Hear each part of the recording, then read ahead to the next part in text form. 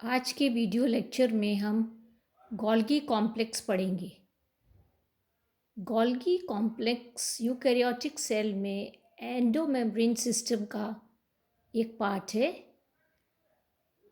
1898 में Camillo Golgi ने nerve cell बार्न आउल के नर्व सेल्स में इसकी डिस्कवरी की थी। गोल्गी कॉम्प्लेक्स को कई नामों से जाना जाता है।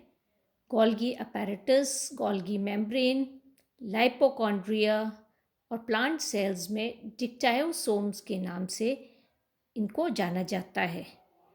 गोल्गी कॉम्प्लेक्स की अकरेंस हम देखें कहाँ कहाँ पाए जाते हैं तो यूकैरियोटिक सेल्स में, सभी यूकैरियोटिक सेल्स में ये पाए जाते हैं, किंतु प्रोकैरियोटिक सेल्स में ये नहीं पाए जाते और ये दो मॉर्फोलॉजिकल फॉर्म्स में गोल्गी कॉम्प्लेक्स देखी गई हैं। एक है लोकलाइज्ड फॉर्म जो सिंगल होती है और इनकी पोजीशन फिक्स्ड होती है। सेंट्रियोल के पास ये पाए जाते हैं न्यूक्लियस के बीच में और सेल सरफेस और न्यूक्लियस के बीच में ये वर्टिब्रेट्स में हम देख सकते हैं, जैसे कि थायराइड ग्लैंड है और पैनक्रियस है, उनमें ये पाए जाते हैं। दूसरी फॉर्म जो है वो डिफ्यूज्ड फॉर्म होती है और ये डिफ्यूज फॉर्म में गोल्गी कॉम्प्लेक्स साइटोप्लाज्म में बिखरे हुए पाए जाते हैं, स्कैटर्ड पाए जाते हैं along with the endoplasmic reticulum. और अधिकतर सभी प्लांट सेल्स में ये डिफ्यूज्ड फॉर्म में ही पाए जाते हैं और इन्हें डिक्टायोसोम के नाम से जाना जाता है। नर्व सेल्स और लिवर सेल्स में भी ये डिफ्यूज फॉर्म में पाए जाते हैं।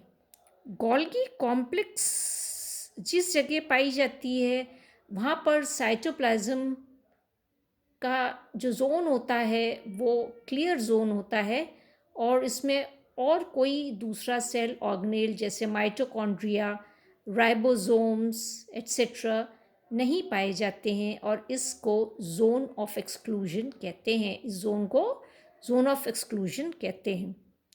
नंबर गोल्गी कॉम्प्लेक्स का सेल टू सेल वेरी करता है from one cell type to other cell type depending upon the metabolic activity of the cell. मतलब उसका सेल का क्या फंक्शन है, क्या एक्टिविटी है, उस पर उसका नंबर डिपेंड करता है एक सेल से दूसरे सेल में। गोल्गी कॉम्प्लेक्स एक्टिवली सिक्रीटिंग जो सेल्स होते हैं उनमें अधिक नंबर में पाए जाते हैं। जैसे हम प्लांट सेल्स में देखें तो सेल डिवीजन के टाइम प्लांट सेल्स में इनका नंबर ज़्यादा होता है। आगे हम गोल्गी कॉम्प्लेक्स का अल्ट्रा स्ट्रक्चर पढ़ेंगे।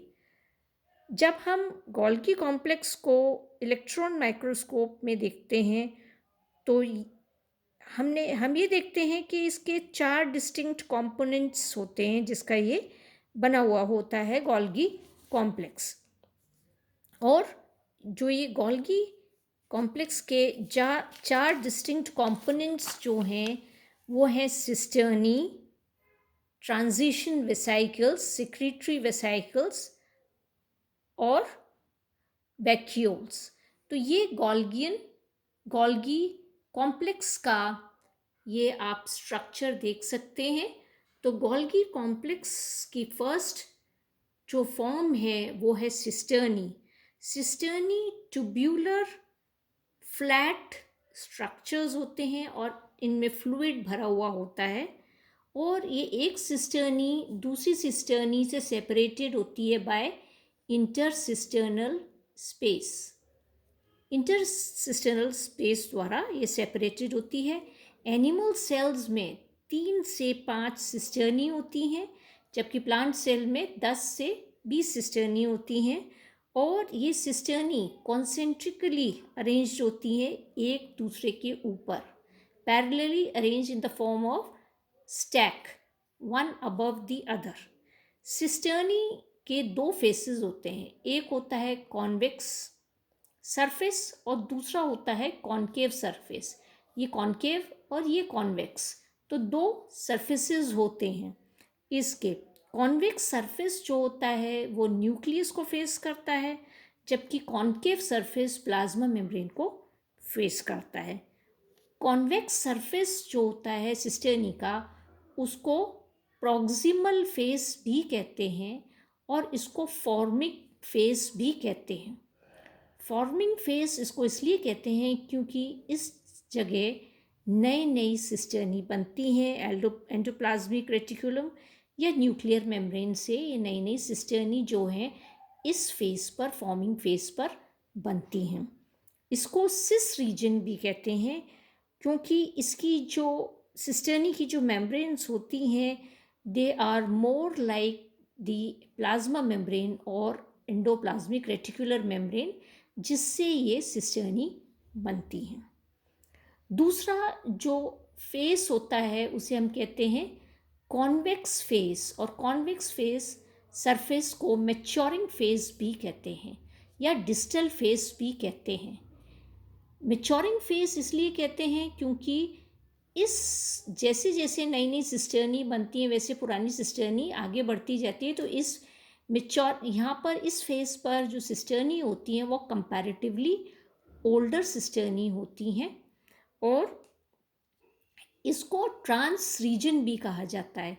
यहाँ पर ट्रांस रीजन इसलिए इसको कहते हैं क्योंकि इसकी जो सिस्टर्नियल मेम्ब्रेन्स जो होती हैं वो they are more like that of the plasma membrane, और ये जो ट्रांस रीजन है ये गर्ल सिस्टम या GERL जिसे हम कहते हैं एंडो मेम्ब्रेन सिस्टम का पार्ट से एसोसिएटेड होता है ट्रांस रीजन, और इस रीजन में सिक्रीटरी वेसाइकल और वैक्यूल्स भी पाए जाते हैं। नेक्स्ट फॉर्म जो गोल्गी की है वो है ट्रांजिशनल वेसाइकल्स। ट्रांजिशनल वेसाइकल्स जो होती हैं छोटी छोटी ड्रॉप लाइक स्ट्रक्चर्स होते हैं और 400 to 800 नैनोमीटर्स एंगस्ट्रॉम यूनिट्स इनका डायमीटर होता है।